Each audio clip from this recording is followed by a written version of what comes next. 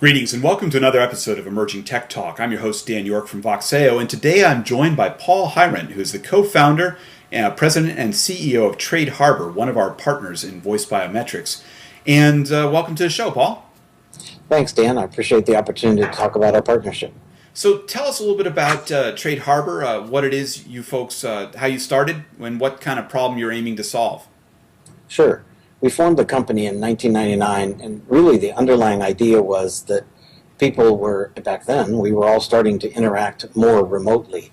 And in order to do that, you have to have some level of trust.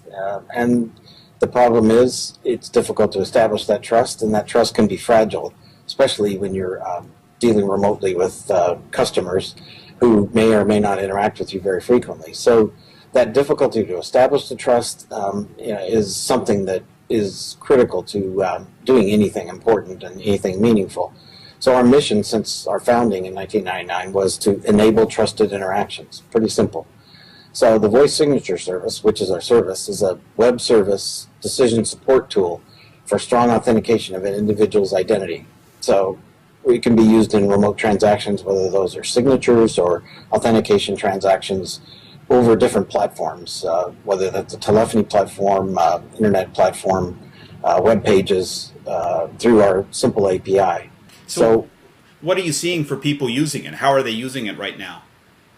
Yeah, so we're seeing lots of interest in the two main categories of applications that we see our service being used in are remote signatures, so things like applications, sign-offs, insurance applications, document signatures, authorizations that require strong authentication and a signature to hold the person and bind the person to a document or a commitment, as well as authentication applications, whether that's authenticating login to a secure site, authenticating someone's access to sensitive information, or even some new, because of the ability in having mobile media, the ability to do rights management of that media. So whether it's paid content or even content that needs to remain private or secure and have some accountability around who has accessed the content, authentication of the user in that case through voice biometrics with our service is very easy and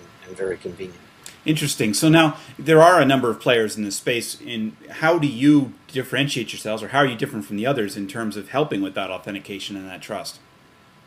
Right. Yeah. When we started the company, there were software companies that you could pay very large professional service fees to have them build an application for you that included a voice user interface and voice biometrics. My co-founder came from Bell Labs, and he looked at that and said, that doesn't make sense because we were using voice biometrics in the mid-'80s. Why is it now still, the primary business model was making money on the professional services? He said, we understand the core functions that need to be present in a voice biometric interaction, and we can provide those in the context of what we call the voice signature service, because to use biometrics in a normal approach, an organization would have to implement biometrics at every customer touch point. And traditionally that's done through adding voice biometrics to a telephony port that has speech recognition, so it's already a voice user interface.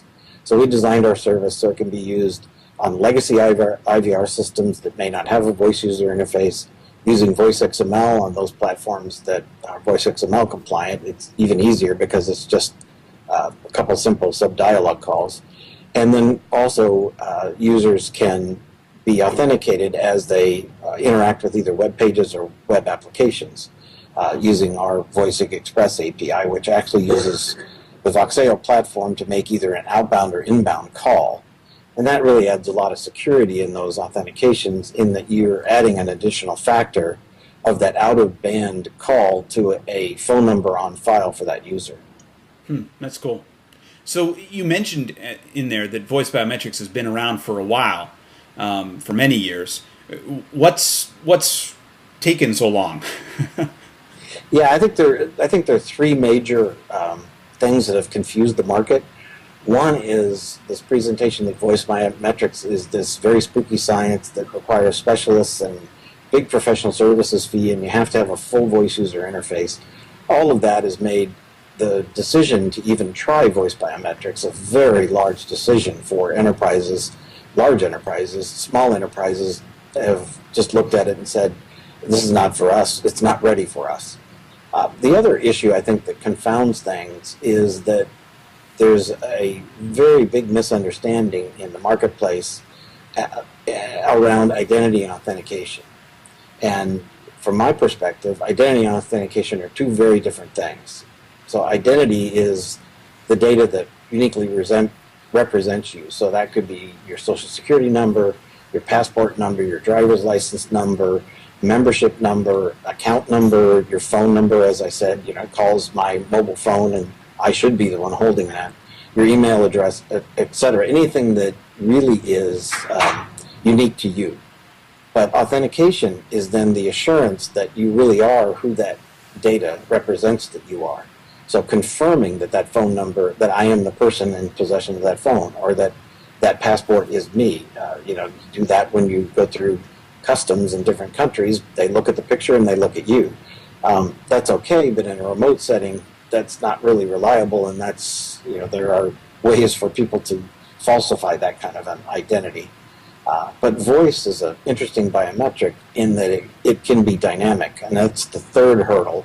I believe that in the past, and even currently, people talk about voice biometrics, they talk about voice prints, and they have a conception and an approach that is an adaptation of the whole fingerprint model, in that I enroll my voice, I create a voice print, and then all future interactions refer back to that voice print. And maybe I refresh that model to some degree, but it's not really taking advantage of the fact that voice is a dynamic biometric, and it's a dynamic key.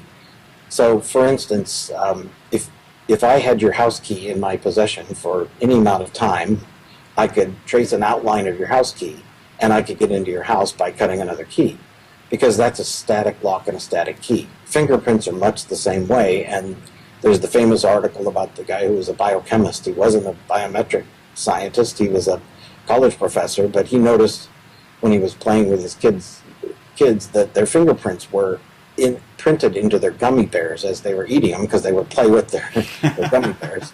So he took a gummy bear and was able to falsify fingerprint readers with his gummy bear impression of his finger, because it's a static lock and a static key. You present those measurements and it's always going to work. And voice is a dynamic biometric, and the problem, people have always pointed to voice and say there's a higher error rate because of that dynamic nature. The brilliance of my co-founder was to say, let's take that dynamic of the voice and use that as part of the security. So our interaction and our modeling is actually dynamic and ongoing, and our interaction is different in every interaction with the user. So they're always asked something different to say. So there's no a priori knowledge on the part of a frauder as to what the person's going to be asked to say. So recording attacks are impossible, if not difficult. The more information we then have and data about what makes that person's voice unique, the stronger the system is over the experience and the time that the person interacts with the system. That's cool. cool. I think those three major hurdles. That's cool, and that's actually about all we have time to talk about today. But where can people learn more about Trade Harbor? Sure. Our website is www.tradeharbor.com, TRADEHARBOR.com, or they can send an email to info@tradeharbor.com. Cool. Well, thank you very much. I've been speaking with Paul Heirendt, who is the president and CEO of Trade Harbor, and you can find more about biometrics on the Voxeo platform at www.voxeo.com/biometrics. Thank you for watching.